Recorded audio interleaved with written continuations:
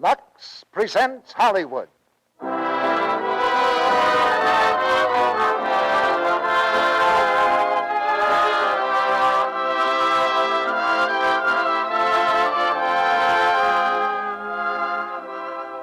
Lux Radio Theatre brings you Robert Taylor, Walter Pidgeon, and Ruth Hussey in Flight Commands. Ladies and gentlemen, your producer, Mr. Cecil B. DeMille.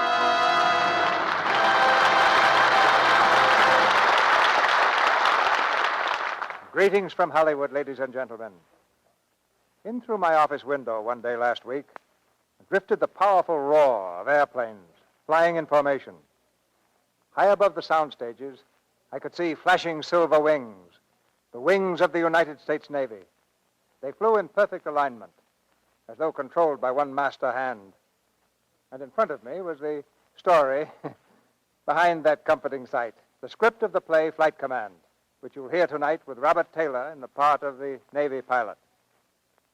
I was just as proud of those planes as though I'd been in command of the squadron myself, because I knew that every throttle was in the hands of a young American with nerves of steel, a modern knight of the sky who rides alone, but not quite alone, because at his right hand is courage, and at his left 1,000 horsepower.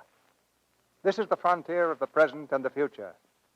And tonight in Flight Command, we bring you the thrilling drama of these young men who've chosen adventure for a career and wouldn't trade jobs with anybody. Our play is adapted from the Metro-Goldwyn-Mayer picture, and we present the same stars you saw on the screen: Robert Taylor, Walter Pidgeon, and Ruth Hussey.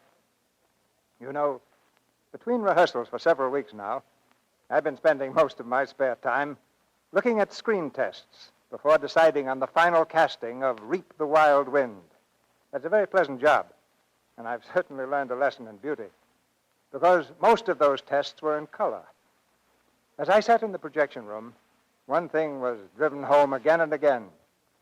In the glowing color of today's motion picture screen, the girl with a peaches and cream complexion has a head start in the competition for stardom, and that's where Lux toilet soap comes in. To be beautiful in color, you've got to be pretty nearly perfect. There's something about color that won't stand for imperfection, and helping to keep perfection perfect is the job of Lux toilet soap, both with the lovely ladies on the screen and the lovely ladies off the screen. Now there's a tense and exciting drama waiting for us behind this curtain. So we'll raise it on the first act of Flight Command, starring Robert Taylor as Alan Drake, Walter Pidgeon as Bill Gary, and Ruth Hussey as Lorna Gary.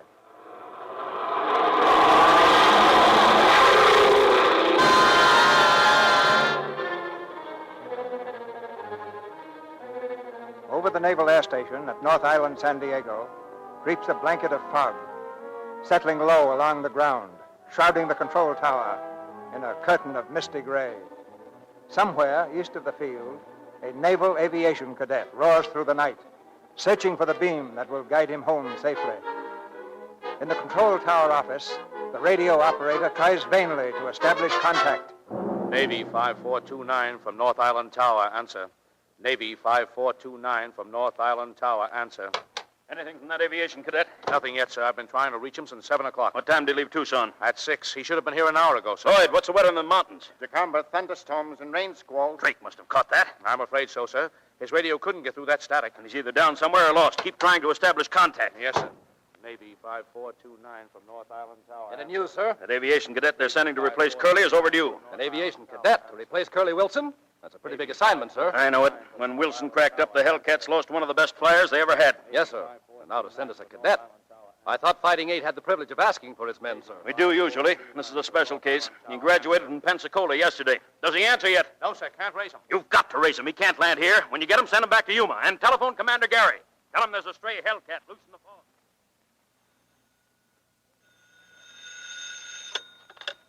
Yes? Lost where? Well, keep after him. I'll be over at the tower in a few minutes. Hello, Bill. Hello, Lorna. Did Janet Wilson get off all right? Yes, I put her on the train, so that's over. I thought you'd like me to pick you up. It's pretty late. Can you come home now? Oh, can't do it, dear. Our new cadet is coming in. How is Janet holding up? Not too well, I'm afraid. Oh, she'll be all right. One of these days, she'll find someone to take Curly's place. She loved him very much, Bill. No more than Curly loved her. If she had gone first, he'd have taken it standing up. If my number had been Curly's, you wouldn't have taken it the way she did. You couldn't. I wouldn't bet on that, Bill. Lorna, what's wrong? Oh, I don't know. I'm just... I know. You're tired. Giving all you've got to Janet Wilson for 2 whole days and nights, it's like a blood transfusion. Do you mind if I take time out to say you've done a swell job as usual? You take time out and come home like a good husband. I'm sorry, Lorna. There's a kid out there in the fog. We've got to bring him in. You run along. I'll see you just as soon as I can. All right, Bill. Good night. Night, dear.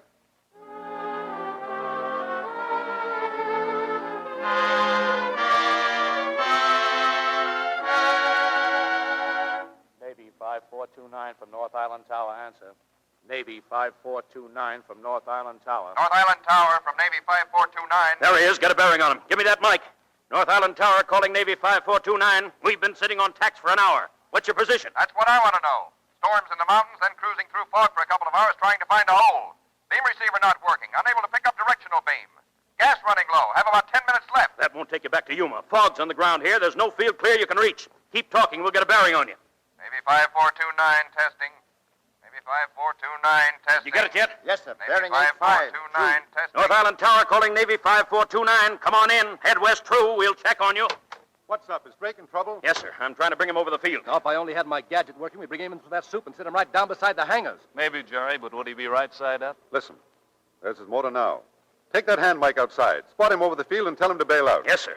North Island Tower from Navy 5429. I must be getting close. Can't see anything. Can you hear my motor? We hear you. You're approaching the field. I'll spot you where your plane can't crash anything. You'll have to bail out. Bail out? Crash this brand new plane? Which is what you dream about. Cruises at 350, dives at 600. I can't do that. Forget it, Drake. You're over the field now. Fly west. I think I see the field lights. How do I sound? I'm coming in. Stay up there. Circle the field. He's crazy. Thinks he can get down through this. Call the ambulance and crash truck. I've got the field spotted. I'm letting down. He's too far east. He'd hit the control tower. Order him up out of there. Pull up, Drake. Pull up. You're heading for the tower.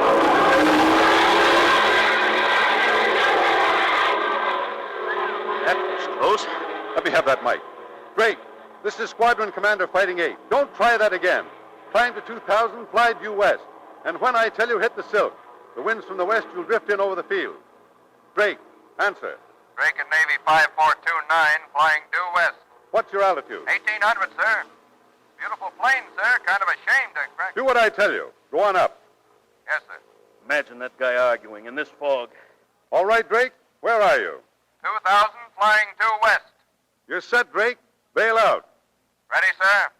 Bailing out. Drake. Drake. Must be over the side, sir. Wind shifted, sir. Where? Northwest. Drake. Hello, Drake. He landed in the bay. All hands out. Have patrols cover all the seaward area of the station. Get the ambulance rolling. Be sure they have an inhalator.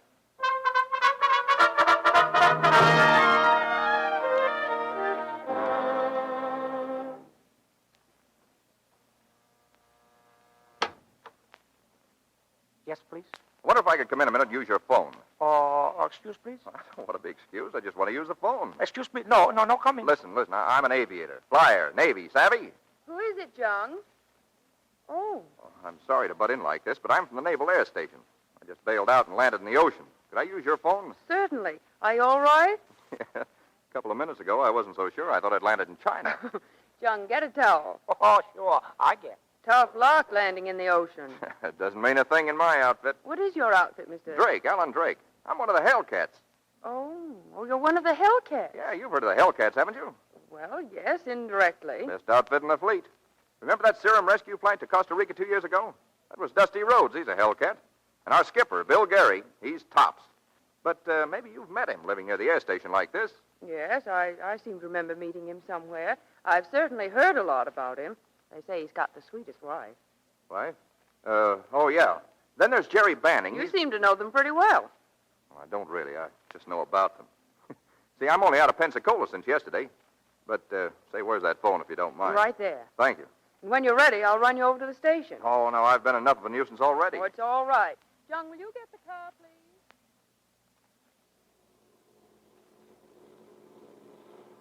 Well, now, Mr. Drake, if the Hellcats are so terribly good, and I'm sure they are from all you say... They're great. Well, you must have had a pretty high record at Pensacola to come right into them. Well, I worked pretty hard. Everybody works hard at Pensacola, keeping pace with the defense program.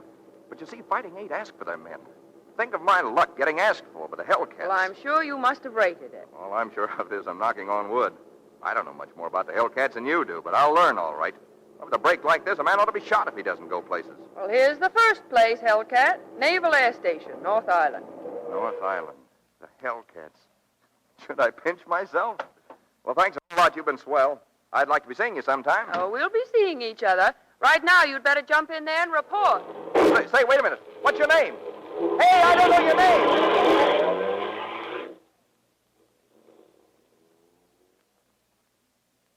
Come to us with two things, Mr. Drake. A big build-up and no experience. What happened tonight makes the first of those look pretty sick and proves the second. Just what was your idea up there? You heard my order to bail out, didn't you? Yes, sir, but I thought I could bring her in. How could you bring her in? You couldn't see the field lights. You couldn't even see your wingtips. You thought. Well, that's something. You've got to think in this outfit mostly fast, but first you've got to obey. I know that, sir. I just didn't want to crash the plane, that's all. It's not a matter of what you want or don't want. You had orders. The Navy can build a dozen planes for every good man we can find to fly them. You're no good to his dad. Does that make any impression? Yes, sir. Good. Glad to have you aboard, Drake. Thank you, sir. You're the junior pilot around here, and you're under the guns. So just obey orders and fly the best you can, with your eyes open and your mouth shut. Aye, aye, sir. You'll find a room ready for you in the BOQ. I had some dry things laid out, pajamas and an outfit for tomorrow. You better hit your bunk now. You've got a stiff week ahead. We put you through it before you take your place in squadron formation. Yes, sir, thank you. But do you suppose I can meet some of my new shipmates tonight? We've heard a lot about them at Pensacola. Oh, all right. You'll probably find some of them in the officers' lounge. Good night, Drake. Yes, sir. Good night. Oh, and Drake, if it'll make you sleep any better, there isn't a man in the fleet who could have landed that plane tonight. Thank you, sir. I'll sleep fine now. Hey, fellas. Hey, I just met him. Just met who, Martin? The cadet, Pensacola. He was going in to report to the skipper. Well, what's he like? Oh, he's a well-put-up sort of a fella. I'm sort of his hero. Why, did you make a face for him? Well, he seemed a bit shy, so I went up to him and said, "My name's Martin." Gosh, you should have seen the way his eyes stuck out and his voice kind of dropped to a whisper. Nice fellow he is. What he said, "Are you Mugger Martin?" I guess he'd like to meet the rest of you, too. Maybe we ought to get into our dress uniforms with swords. Now listen, that guy just fell into the drink in a parachute. Give him a break. We're not going to do a thing to him. I just can't wait to meet a flyer who thinks he can sit down and soup. Used to be that the Fighting 8 picked its own men. Whatever happened to that idea? The skipper says we'll still be able to ask for our men. This is a special case. Suppose this green apple doesn't make the grade. Did we ever keep anyone who didn't make the grade? Here it is, fellas. Good evening. My name's Drake. Hoping I'd find some of you up. I'm sorry I messed things up getting in. Hi, Pensacola. I'm Jerry Banning. Glad to know you. This is Payne, Payne. Murphy, Lindell, and Martin you've met. Yeah, we met a while ago. Glad to know you. And Mr. Rhodes, our executive officer. Dusty Rhodes? All roads are dusty to a sailor. How are you? And Woodward and Townsend How and are you? Lord. How are you? Well, I guess I don't have to tell you how glad I am to be aboard. Are you? Didn't seem so an hour ago. Why? That landing you tried. We thought you were tired of it all. I think I could have let down through that soup. No. What did you see up there? Say, Jerry, maybe you're wasting your time with that fog device you're inventing. Yeah, maybe. Sure, if you want to bring anything in through the fog, just stick Pensacola in the cockpit. He'll get it down. Yeah, new kind of robot. Only this one talks. Oh, wait a minute. After I spotted the control tower, the next approach would have been a cinch. A cinch? How come? Go ahead, Pensacola. Well, having spotted the tower, I swing around climbing until I'm on a reverse course, and I hold that for a minute. Then I change course 45 to the right, hold that 10 seconds, then swing left until I'm on my original heading. Yeah? Then what? Well, I'm heading back to the tower and clear of it, so I let down. Pretty soon there's a clear spot in the fog, so I set right down in the middle of it. There's nothing to it. Wait a minute. Where'd that clear spot come from? Did you bring it with you? Me? No. The warmth of the Hellcat's reception. It burned right through the fog. Night, fellas. Wait a minute. I'm confused. I thought we were doing the ribbing. Stitchy, did you walk into that one? Yeah. You know, it looks like we've bought something from Pensacola.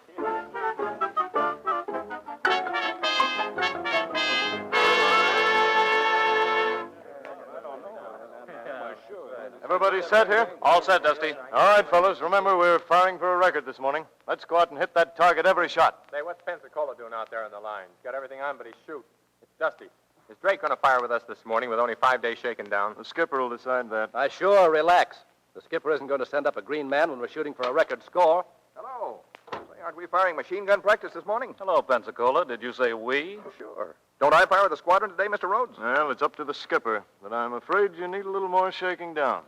Well, maybe, but I'd like to know what a guy has to do around here to get out of the first grade. Experience. That's all you need, Pensacola. You can't fly in the squadron without experience, and you can't get experience without flying in the squadron. When you were practicing carrier landings out on the field a couple of days ago, you looked mighty cute with your plane standing on its nose. I cut when I got the signal. Mr. Payne was the landing officer. He can tell you. What do you say, Mr. Payne? What say, Mr. Payne? I say pipe down, Pensacola. Oh, that's swell. First I can't shoot, now I can't talk. I'm sure glad I came. Look, Mr. Payne, was it my fault or yours on that signal? You look. Will you forget that you knocked them all dead at Pensacola? You're in the fleet now, working on actual war problems. It happens we're firing in competition this morning for a record score. A man a week out of Pensacola isn't ready for my money, and if I were the skipper, you wouldn't shoot today. Well, that's one break for me. You're not the skipper. All pilots fighting 8, man your plane. There we go. All hands up. On the line. Oh, Commander Gary. Yes, Drake.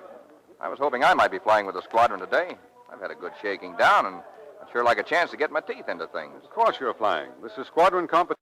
Win or lose, we'll do it with all hands in the air. You fly number 2 in my section. Thank you, sir.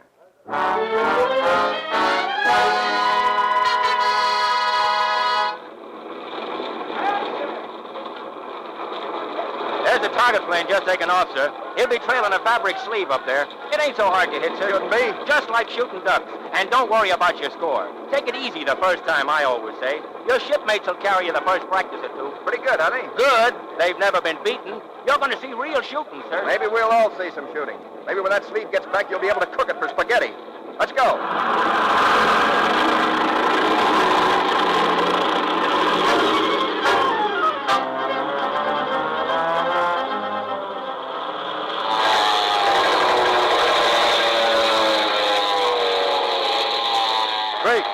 Drake in plane 2. You cut too close to that target last time. Watch yourself.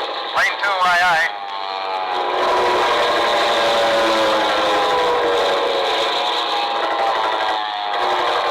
Drake in plane 2. Drake in plane 2. Stay clear of that sleeve. Drake.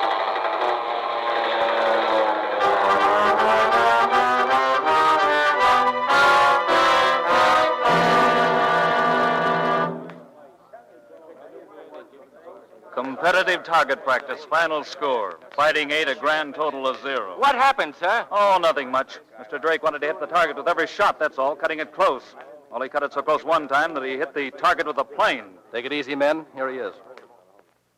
Look, I messed that up good, I know, but it won't happen again. Uh-huh. You were ready, all right, Pensacola. I said it won't happen again. You said it won't happen again. We're through competition firing till next year. You can't out-talk the scoreboard, kid. If you'd only taken it easy and not tried to shoot that sleeve to ribbons. You didn't have to do all the shooting. We were up there, too, you know. Hasn't anyone in this outfit ever made a mistake before? Yeah, forget about it. On the first run I did all right. I hit that sleeve plenty. Yeah, and on the second, you mistook it for a nightshirt.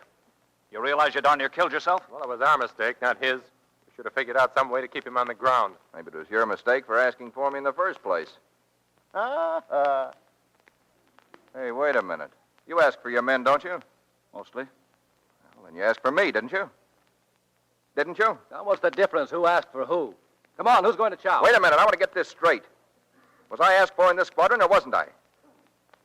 Tell me, was I asked for? Well, Pensacola, since you're so demanding, no. Oh, I see.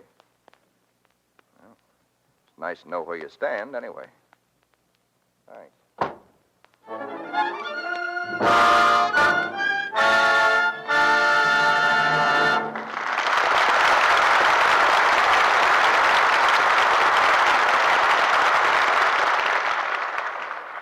In just a moment, Mr. DeMille and our stars, Robert Taylor, Walter Pidgeon, and Ruth Hussey, will bring us Act 2 of Flight Command.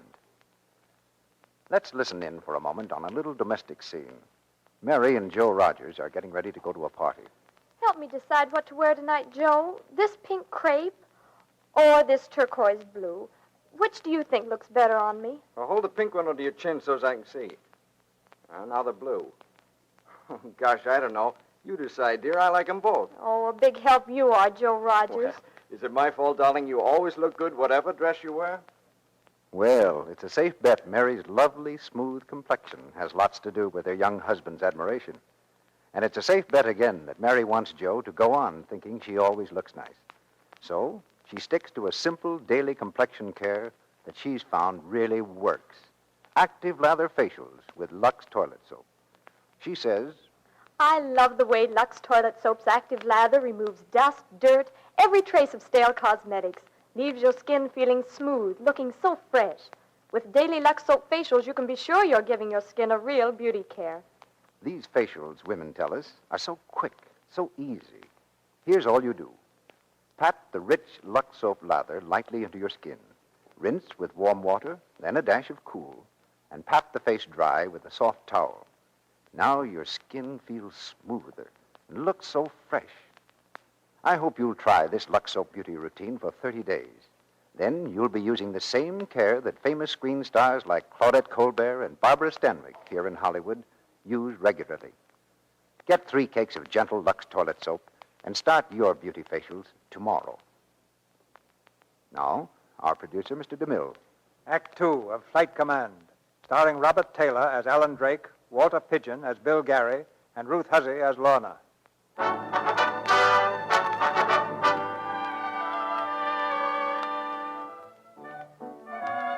It's Saturday night, and the pilots of Fighting 8 have left their quarters on North Island.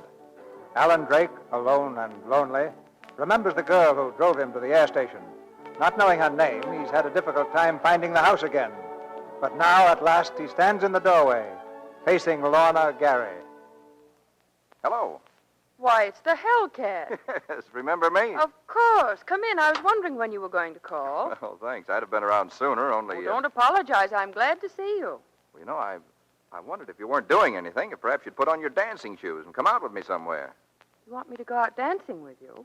Well, you see, I don't know many people around here. Don't know anybody, really, and thought maybe you'd be kind enough to sort of show me the town. Well, that's very sweet of you, Mr. Drake. But I'm afraid you'll have to get authorization from Commander Gary. Skipper? What's he got to do with it? You haven't even learned my name. You don't know who I am, do you? Well, things were happening sort of fast that night, weren't they? With all that fog and then you driving off so quickly and... Well, what is your name? Take a deep breath, Hellcat. The name is Gary. Gary? Well, how do you... Did you say Gary? Uh-huh. Often described as the skipper's wife. Everything fits together perfectly. A new pilot always pays a duty call on his squadron commander and his wife. Come along in, join the others. Well, that's terribly nice of you, Mrs. Gary, but I've no right to come barging in on your party. Oh, it's no party, just a house full of Hellcats, that's all. Hellcats? Yes, this is sort of their hanger-off duty. Yours, too. Anytime, whenever anyone in the squadron feels like it, he just drops in. Well, I do appreciate that, Mrs. Gary, but this wasn't really a duty call, and I'd rather make it another time. Now, you're not going to get sensitive, are you? Because you tried to make off with the commander's lady? No, Mrs. Gary, it's not that. Well, whatever it is, I wouldn't let it spoil a Saturday evening. Let's have that dance you suggested, and perhaps we can talk things over later. You know, I'm sort of a mother confessor to new pilots. Advice to the lovelorn, how to play chess with the admiral's aunt, headache powder. I'm sorry, but I'd rather call another time if you don't mind. But you see, I do mind. I'm surprised. Not quite pleasantly. I tell you it was Jim McCallum, and I can't waste any more time arguing. Hi, Pensacola. How are you? Hello. Jerry, you're not leaving. I can't hang around here all night wrangling with those apes. Got work to do on the fog device. Well, wait a minute. Mr. Drake, maybe you can help my brother. He's having an argument with the boys. Your brother, Jerry Banning? Of course. Anything funny about that, Pensacola?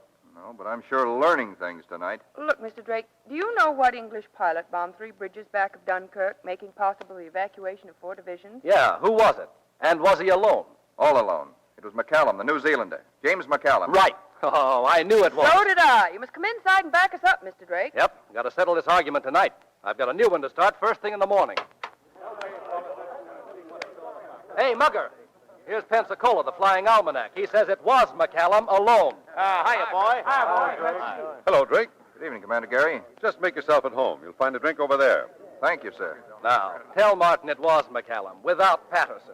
McCallum what? Bridges, Dunkirk. Oh, yes, it was James McCallum.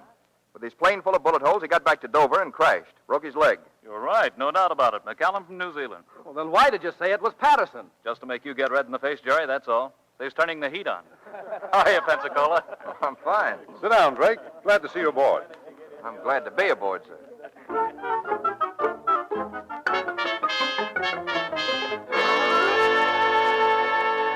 Junk. Stubborn, blasted piece of junk. Spike, get me an axe. An axe, did you say, sir? No, 2 axes. I put a whole year into this darned invention, evenings, nights, Sundays, holidays, and it won't work. So let's have one glorious 5 minutes of riotous fun and bust it wide open. Get 2 axes. Now, take it easy, Jerry. Things can't be that bad. The sun's shining, isn't it? The birds are singing. What's the good of getting sore? Look, Pensacola, maybe the birds are singing for you. You're a hellcat, full-fledged, on the ground and in the air. Great. But please take that sickening smile somewhere else. We're going to have a wake. Oh, now, what's the matter, Jerry? Something wrong with your invention? No, it's fine. You see that dial? Yeah. Well, that's supposed to go in the panel of a ship. Mm-hmm. When those 2 little needles cross, you're supposed to be right on the beam. You're supposed to be able to land sitting up right through the soup. But there's one trouble with it. It doesn't work. So just stand back while I kick it to death. Oh, wait a minute. Don't get all lathered up over some little bug in the thing. You don't want to smash it until you've checked everything over. There might be a loose connection. You think I'd take it up for a final clear weather flight test without checking it over? I've triple-checked. The direction needle still won't stay on the reference line. It's got the creeps all over the dial. Well, there just must be something wrong, then. Now, that's quite a deduction. Listen, let me get in there and look it over. Sounds like interference on your frequency. Well, you get out of here. But maybe I can fix it. Fix it? After I've worked a year, you're going to fix it. What do you know about radio beam transmission? Well, when I was a kid, I was always fooling around with radio. Had a wildcat set in the barn, always butting in on the commercial stations. I know a lot about interference. You certainly do. Say, wait. Shut up a second. No, don't shut up. Go on talking. Babble. Say something, anything. Well, we're only 15 miles from the Mexican border, aren't we? 12 miles. What of it? Well, you've checked everything else around here. What if there were some Mexican kids fooling around with amateur radio sets the way I used to do, sending signals, butting in on the regular waveband, setting up interference? Well, maybe... Shut up a minute. Well, here's the axe, sir. What? What axe? Well, see, you ordered... Drop it. We're going to pull out the panel. Mr. Drake's double-crossed me and has an idea. Stand by, Pensacola. Roll up your sleeves and keep talking.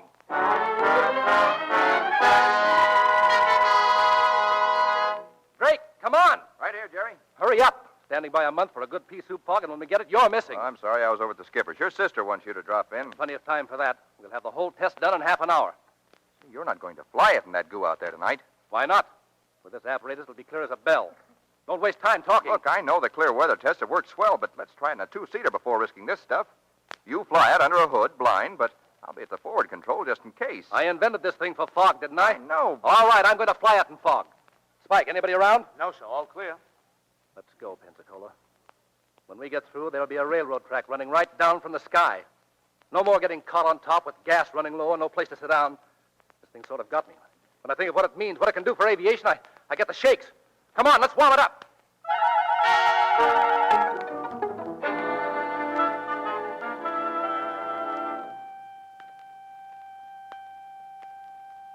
Hey, Spike, is that transmitter working all right? Fine, sir. He must be getting our signals right now. It's as black as pitch up there. I haven't heard him for 10 minutes. Well, he was going out across the bay. He'll be coming back any second now. Keep your ears open and keep your eye on that transmitter. Yes, sir. I think I hear him, sir. Quiet. That's him, all right. Come on, Jerry, right down that railroad track. Drake, is that a plane up there? It isn't a hummingbird, sir. Who is it? What's he trying to do? Lieutenant Banning, he's testing a fog landing device. He can't do that. He might kill himself. So might the Wright brothers at Kitty Hawk. Have the ambulance and crash truck stand by. He's turning. He's coming in. Can't be coming here. He's way off to the east. Hope he isn't so sure of that gadget he left to shoot home. He's got his chute, but he won't need it. He's just lining things up. I'm not worrying. Well, I am. Is that transmitter putting it out all right? Every little thing looks okay here, sir. Stand by, Spike. Here he comes. Cutting across the field. He can't get in like that. Spike, is everything working? Seems okay, sir. Why doesn't he turn? He can't be on the beam now. He's coming in too steep. He's heading for the hangars. Pull up! Pull up, Jerry! Hold on! He's going to crash!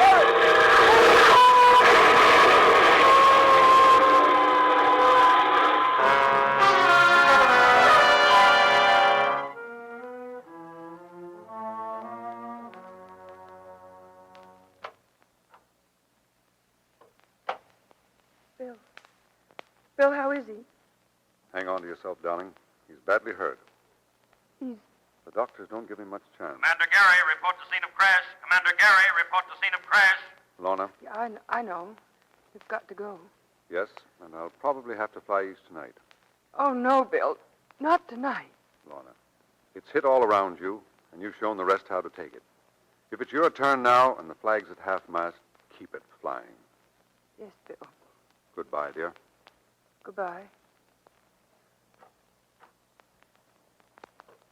Mrs. Gary. Well, Well, say it, Izzy. He's gone. He only regained consciousness for a moment. He's gone. Will it help any to know that his last thought was for you? He wanted to tell you something. And just at the end, he said, "Tell Lorna everything's all right." I knew him 6 weeks, and he was the best friend I ever had. He was my best friend. All my life. Isn't there something I can do? No. Don't fight it. I know how you feel. Don't fight it.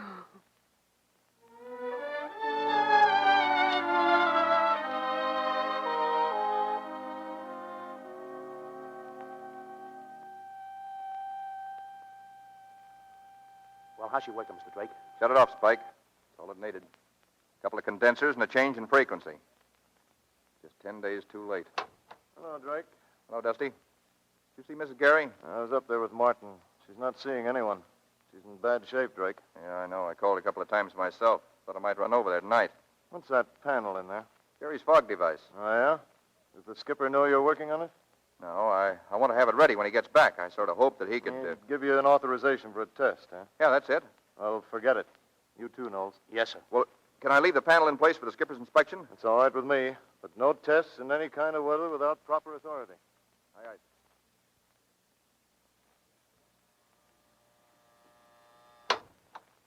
Good evening, Chung. Oh, good evening. Mrs. Gary at home? No, sir, no home. May I wait? Oh, lady no come home for a long time. I see. Well, I found something down at the hangar I think she'd like to have. I have nothing much to do. Don't mind waiting an hour or so. Oh, please, mister. No good wait. Mrs. Gary no see nobody. Tell me something. Is Mrs. Gary taking Mr. Banning's death pretty hard? Oh, yes, sir. Very hard. Mr. Drake, when Commander Gary come back? Soon? I don't know. Look here, Jung. How is Mrs. Gary? Oh, ever since Mr. Banning dead, Mrs. Gary no see nobody. No eat, no sleep. Sometime walk on beach all night. She there now? Yes, sir. See there. Thanks.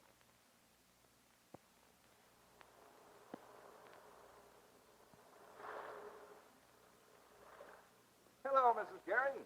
Well, you certainly picked a spot for your evening stroll that'll go down in history. At this spot, Admiral Alan Drake crawled out of the ocean to join the Hellcats, his heart full of hope and his mouth full of minnows.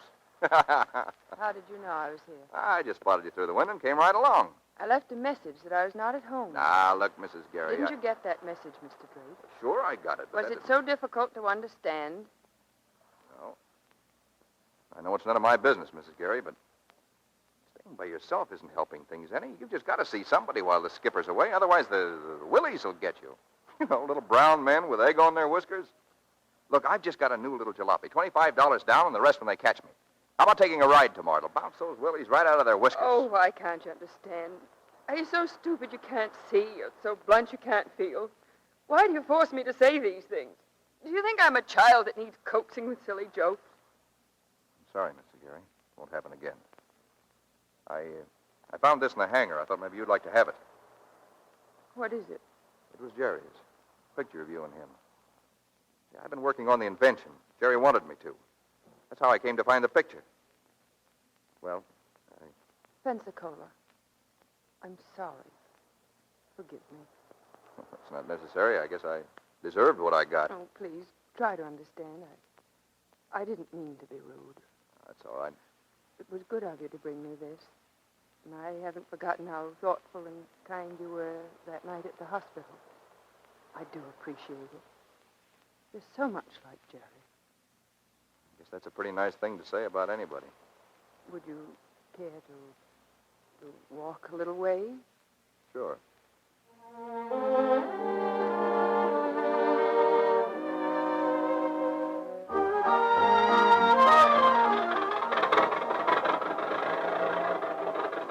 How do you like the jalopy? Lovely! 4-wheel brakes. 4 wheels, too. How about some tennis today? I'll give you 3 games and trim you into the bargain. You're on, lady.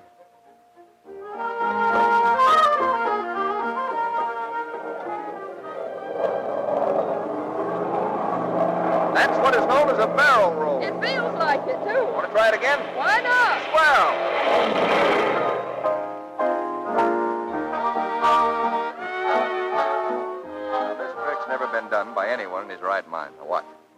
been training these spoons until they're almost human. I take one in each finger, then I lift them up. Sorry, it didn't work. Anything wrong, sir? Yeah, your spoons skid. Customer speeding his soup's liable to have a nasty accident. I'm sorry, sir. Can I get you something else? Small brandy, 2 brandies, please. Thank you, sir.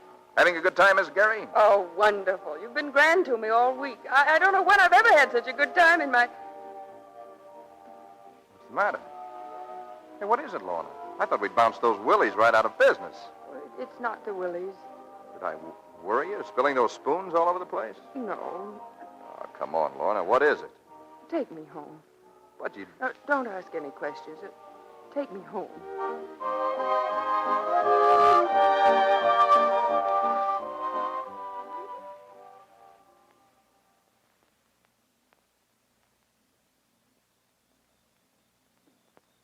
Good night, Alan. Well, I'd still like to know what's wrong, what I've done or what's happened. Oh, you've done nothing wrong. You came on an errand of mercy. You've been an angel. I'll never forget you. It sounds like a last farewell. It is. But I don't get it. Are my jokes that bad? Please, don't ask me to explain it. I'd rather not. Goodbye, Pensacola.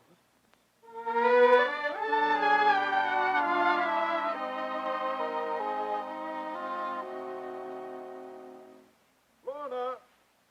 Lorna, where are you? Lorna! Oh, hello, darling. Hello, Bill. Oh, it's wonderful to be home. How are you? Not too good, I'm afraid. Oh, I'm sorry. I wondered why you weren't over at the island to meet me. Bill, I'm going away. What? Where? Home. Will you get me a reservation on the plane? What brought this on? Say, you haven't been taking things the hard way now, have you? Bill, I haven't been honest with you. Because I wasn't really frank and honest, I've made a lot of unhappiness for myself. Now I've got to tell you the truth, even though it may hurt you. Lorna, what are you trying to say? When I first knew you, that very first summer when we fell in love, I knew there was only one kind of a woman you could ever care about. A brave woman, someone who could take tragedy in stride, because that's what a skipper's wife must do. Well, of course, no, but... please, because I loved you, I tried to be that kind of woman, but I'm not, Bill. Well, there were times when I prayed for some sign that you saw through my pretense and loved me anyway as I really am. The night Jerry died, I wanted you to take me in your arms and say, darling, I know it's killing you. And what did you do? You took my arm hard, looked at me as though you were giving an order and said, steady, keep the flag flying. You took me for granted, Bill. You didn't try hard enough to understand what was happening to me inside. Well, now you know the flag isn't flying. Why didn't you tell me you felt this way? There was no need to pretend. Because I wanted you to keep on loving me. Lorna, for the love of heaven, I love you because you're you. Now you've told me and I still love you. I just understand you a little better, that's all. So there's no reason to go away. Well, it's not as simple as that. I wish it were. I've changed, Bill. Changed? How? Well, since Jerry died, I've had this terrible feeling of emptiness. The thought of your coming home should have been enough to fill it, but it wasn't. And then something happened last night, just as suddenly as you're hearing it now. That made me realize something we had together is lost. I've got to go away, Bill, and try to find it again. Well, if that's the way it is, you couldn't stay. Any more than I could ask you to. I want to find what I've lost, Bill. I want to come back to you. There's nothing I want so much in the world. Come back for one reason, and only one reason. Because you love me. Yes, Bill.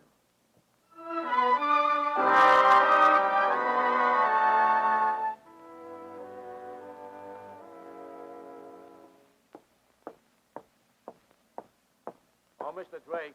Yes, Pike? Lieutenant Rhodes says, can he see you in the lounge? Thanks.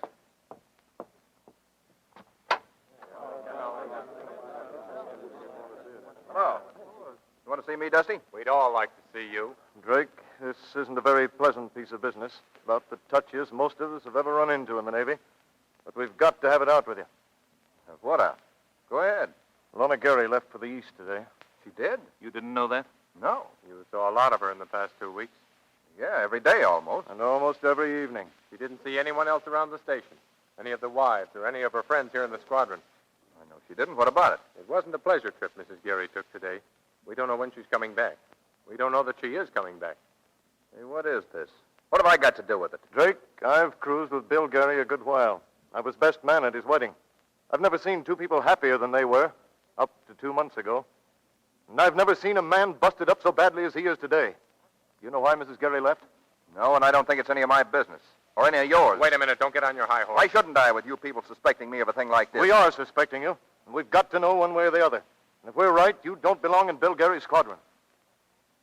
Bill Gary's been my skipper as well as yours. He's been my friend. But you don't have to bother finding out whether your suspicions are right or wrong, because I'm getting out. I wouldn't fly with a crowd who can suspect me of a filthy trick like this if it was the last squadron in the fleet. You can have my share. You can take the Hellcats and drown them in the bay.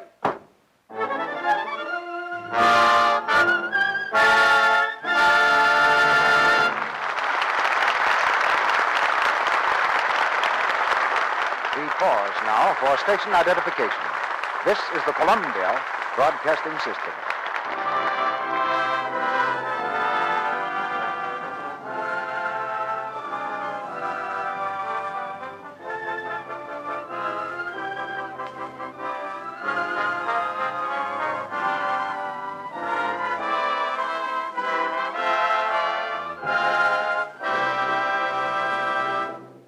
In a moment, Mr. DeMille presents Robert Taylor, Walter Pidgeon, and Ruth Hussey in Act 3 of Flight Command. Now, in our brief intermission, we have 3 visitors, 3 women who, like most of you, are enthusiastic about the product behind this program, Hollywood's favorite beauty care, Lux Toilet Soap. Here's Miss Celeste Rush, a business girl. That's right, isn't it? Yes, Mr. Ruick. And like most business girls, I consider making the most of my looks mighty important. I've found Lux soap gives my complexion just the care it needs. It's such a gentle soap, and it always leaves my skin feeling so smooth, with that nice, fresh look that's so important. Thanks, Miss Rush. Yes, clever business girls all over the country trust their lovely, clear complexions to gentle, daily Lux toilet soap care. And now here's Mrs. Johnson, whose profession is housekeeping. Is that right, Mrs. Johnson? That's right, Mr. Ruick. And since I am a housekeeper, you can be sure that one thing is just about second nature. That's economy. One of the jobs I take most seriously is budgeting the household expenses. And I certainly do think Lux soap gives wonderful value. It's such a firm cake, so long-lasting, and it costs so little money. You can use it right down to the last little sliver. And it gives such a grand, rich lather, too. My family loves Lux soap. And, of course, it's as fine a toilet soap as money can buy, but it's a luxury we can afford. Thank you, Mrs. Johnson. It's certainly true that more and more careful housewives find they can let the whole family use this truly luxurious soap and still be economical. And now, Miss Margaret McKay, whose business is posing for commercial photographs. Good evening, Mr. Ruick, and everybody. I'm very glad to tell why I use Lux soap regularly. It's because I've found it's the right care for me. It certainly is a wonderful aid in keeping my complexion nice and smooth and soft. And, of course, that's the way a model's complexion has to be. Thank you, Miss McKay. Yes, when a girl's a professional model, she has to be really sure about her complexion care. And if this is true with a model, think how necessary it must be to a screen star. They must use a care that really works. And so it's very significant that 9 out of 10 lovely Hollywood screen stars use Lux toilet soap. You see, Lux soap is mild. It's pure. It has active lather that removes every trace of dust, dirt, and stale cosmetics. Does a thorough job. You want your skin to stay smooth and lovely, so don't take chances.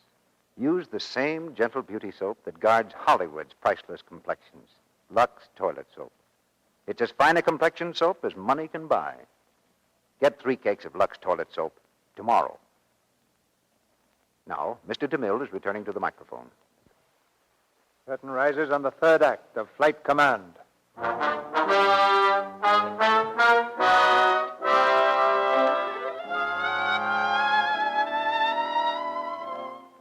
Held in mistrust by the men of Fighting 8, Ensign Drake sees only one course open to him.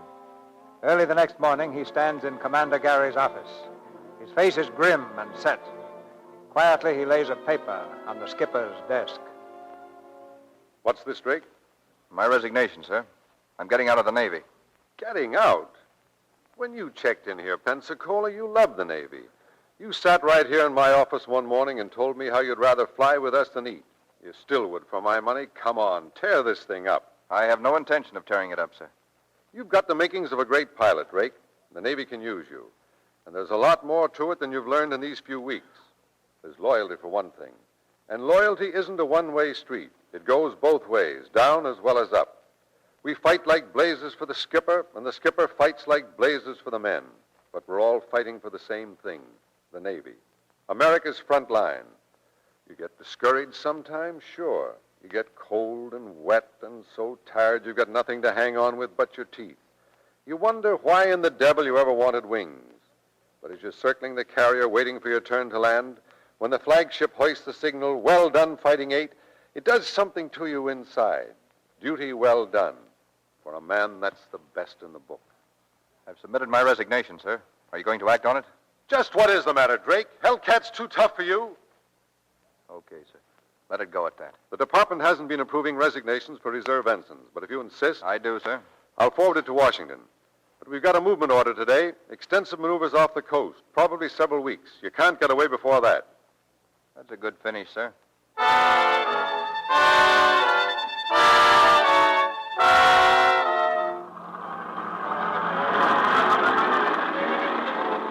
Navy orders. Aircraft maneuvers over Pacific.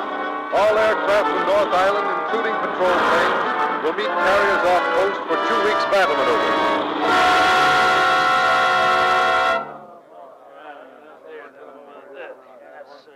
And I'm glad these 2 weeks are over. They're making them tougher and tougher. Well, relax, boys. We'll be home tomorrow. Oh, I've worn a chute so many hours, my stern feels like a waffle. Join the Navy and see the world through a bomb sight. Combat flying ain't so hot. Keeps your stomach in a constant state of astonishment. Fighting 8, mechanics, start all engines. Did you hear what I heard?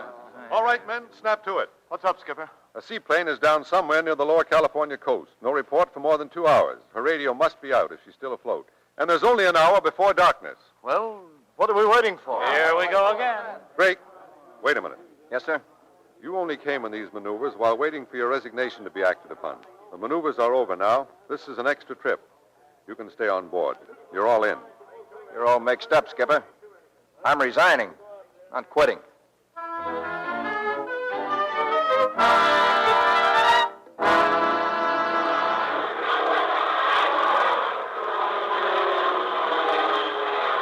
Commander Aircraft from Commander Fighting 8.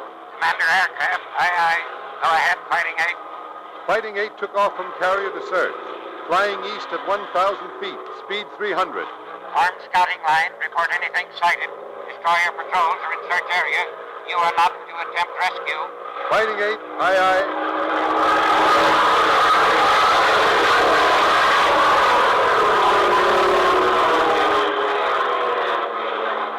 Drake and Plane 2 to Commander Fighting 8. Go ahead, Plane 2. Skipper, I just saw a Veery start in the southern. Fighting 8, Fighting 8. Change course to south. Fly at 500. Keep close lookout for lights of plane on water. Report anything sighted. Don't answer.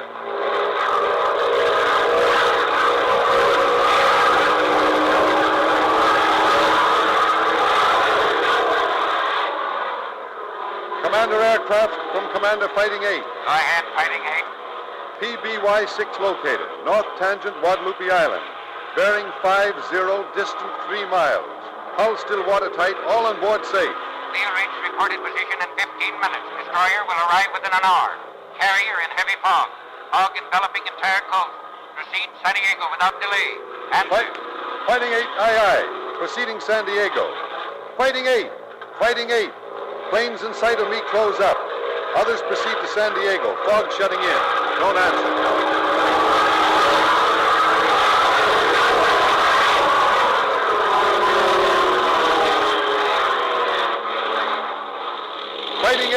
Fighting 8, stay closed up. What the? Calling Fighting 8. Disregard my movement. Motor quitting. Ghost, plane 10. What's it seem to be, Skipper? Broken oil line. I'll have to land on Guadalupe Island. What's that beat, Skipper? It's a tough one to shoot with a dead stick. No planes are to attempt to land. Get started for San Diego, Dusty. There's no gas to spare. Plane 10, aye. We'll start the minute you're safely down. Plane 2. Drake and plane 2. What are you doing? Get back in formation. Drake and plane 2, I'm going to follow you down. Plane 2, carry out orders. No planes land. Watch it, Skipper. Skipper, watch it.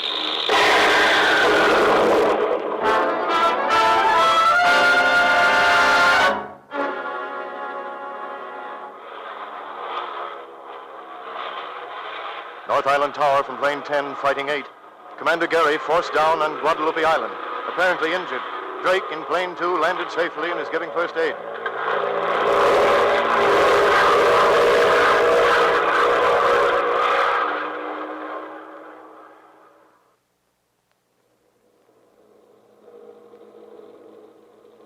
Calling plane 10. This is Drake, plane 2. Landed on Guadalupe. Plane 10, aye. How badly is the skipper hurt? Bad head injury.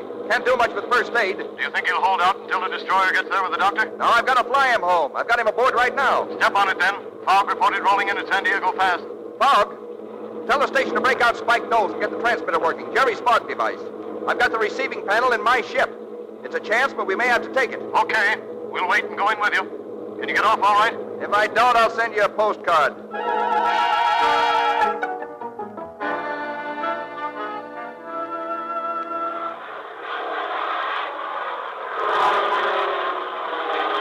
Fighting 8 from Drake, plane 2.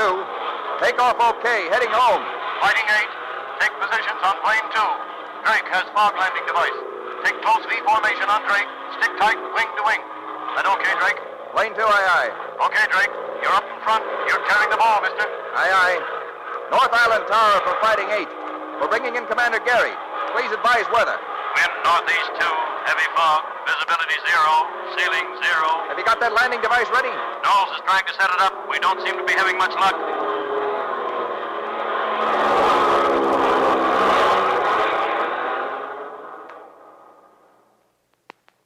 Come on, Spike, get that thing working. I'm trying. Hurry up, Spike. They can't land in this soup. They must be almost out of gas. I don't know, Matt. Well, what's the matter? The last time we tried out, everything worked okay. Sure has conked on us now. Maybe there's a short somewhere. Check the wiring. I did. I'll check it again. Give me that hand, Mike. I'll keep them in touch in case. Listen. Hear 'em? They're over the field. What do you say, Spike? What do you say? Give me another minute. North Island Tower to Fighting 8, plane 2. Plane 2, aye. Listen, we can't get the thing working. You may have to bail out. Bail out? What about the skipper? He can't bail out. Listen, you've got... It's working. Tell them to come in. Great. It's working. I've got it. We're coming in. Fighting 8. Fighting 8. Stay closed up. We're on the beam. Right behind you. Spike, keep that railroad track open. Cutting off now. Here we come. Aye. Spike, how does it look? Can't tell yet. Stand by and crash truck and ambulance. Here they come. They're too far over. Drake and plane 2. Let him alone. Let him alone. He's on the beam. He's all right. There he is. See him? Bring him home, Mr. Drake. Bring him home. There's the first one. 2, 3, 4, 5. They're coming in. He's bringing them home. All of them. All of them.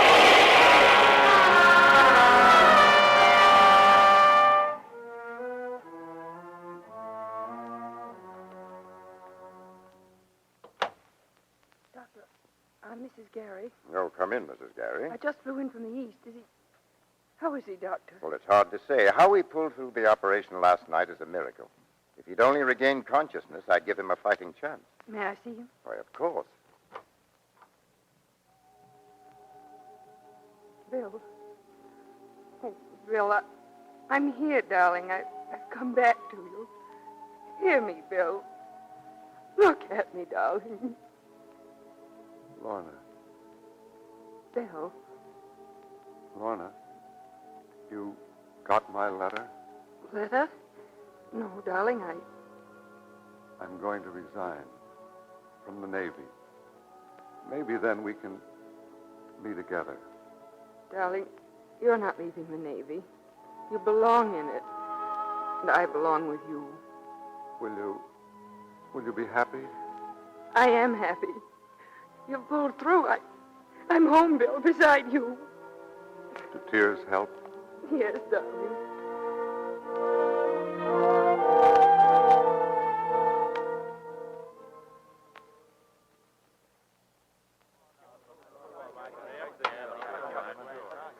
How's it going, Dusty? He's made it. He's going to pull through. Hey, Pensacola.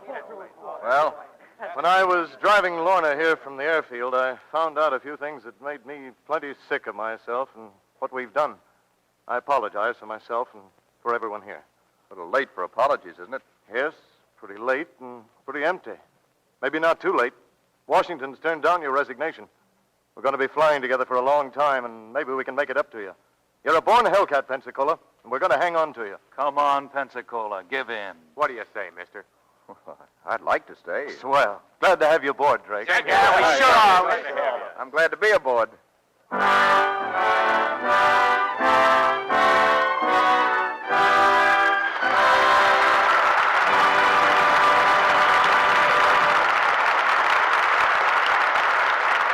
Curtain falls on tonight's play. But at this very minute, from Pearl Harbor to Pensacola, the sky dogs of the fleet, the eyes of the Navy, are keeping their eternal vigil. Before the stars of tonight's play take their curtain calls, I have an announcement to make. On one other occasion in the Lux Radio Theatre, I mentioned a new radio program just making its bow. And again tonight, I believe there is an event of sufficient importance to warrant my calling it to your attention. It's a new radio series by the world-famous Luella Parsons, known to many of you already through her newspaper column. Next Friday night, Luella Parsons will open her new program over most of these stations, and I heartily recommend that you listen in. I know I shall. And I shall be wishing Luella the best of good luck. And now to Robert Taylor, Ruth Hussey, and Walter Pigeon, our snappiest salute for their good work tonight. Thank you, C.B. We met and worked with a lot of the men in the Naval Air Service when we were making the picture Flight Command. They're great fellows, and I'd like to wish them all happy landings. We're all with you there, Bob. I think the Navy is taking care of those happy landings in the best possible way by thoroughly training the pilots. I'm an Army man myself, but you can't beat a Navy pilot. By the way, Bob, how are you and your plane getting along these days? Oh, pretty good, Ruth. I've got my solo license now. What kind of a ship do you fly, Bob? Well, it's a four-seater monoplane. Just room enough for this crowd here. How are you on forced landings? Well, I've got my fingers crossed. Just one so far.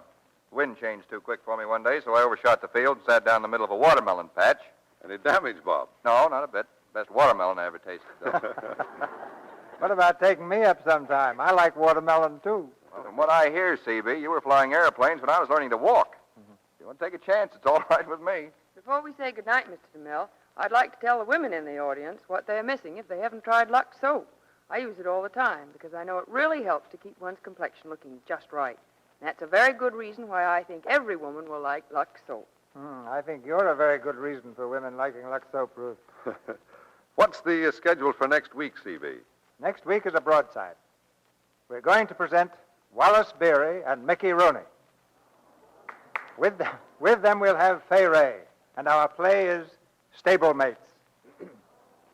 It's adapted from the Metro-Goldwyn-Mayer hit, which starred Wally and Mickey on the screen.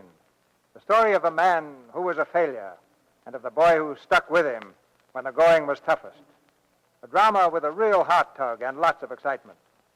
So we can promise you an evening to remember when we bring you Wallace Beery, Mickey Rooney, and Fay Ray in Stablemates next Monday night. Well, I wouldn't miss that for anything, C.B. You've got a great cast and a swell play. Good night. Night.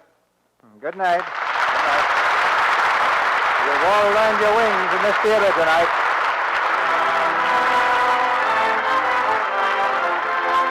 Our sponsors, the makers of Lux Toilet Soap, join me in inviting you to be with us again next Monday night when the Lux Radio Theatre presents Wallace Beery, Mickey Rooney, and Fay Ray in Stablemates.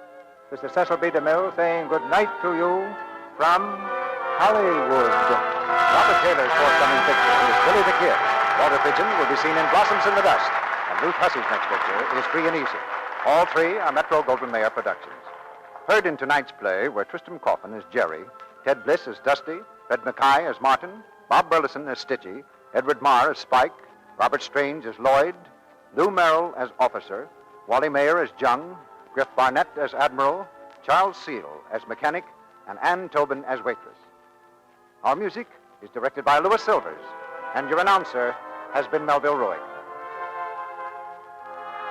This is the Columbia Broadcasting System.